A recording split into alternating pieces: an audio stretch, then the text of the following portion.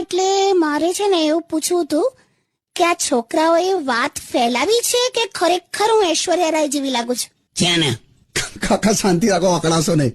ના પણ તે જોયો ને, સવાલ જોયો ને. હા કાકા, એટલે 100% હું નથી લાગતી ઐશ્વર્યા જેવી? ઐશ્વર્યા તું જયસૂર્યા જેવી પણ નથી લાગતી. શું કમી છે મારામાં? કમી નહીં, બધું વધારે જ છે.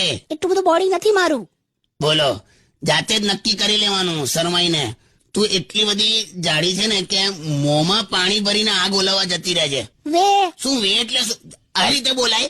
લા છોડો યાર, એ સવારના હું મજા કરવાની હોય યાર, તમે ખોટું ઝઘડવા બેઠા છો યાર. તારે શું? હું ઐશ્વર્યા જેવી લાગુ છું તો લાગુ છું. બંધ કર જાડી. તું તો ખેતરમાં નાચે છે ને તો 5 વર્ષ સુધી દળેલો લોટ નીકળે ત્યાંથી. ઐશ્વર્યા કહે છે. એવું જોઈ ને તો આ જુઓ સ્ટુડિયોની બહાર પેલો માણસ મને આમ ફ્લાઇંગ કિસ આપે છે.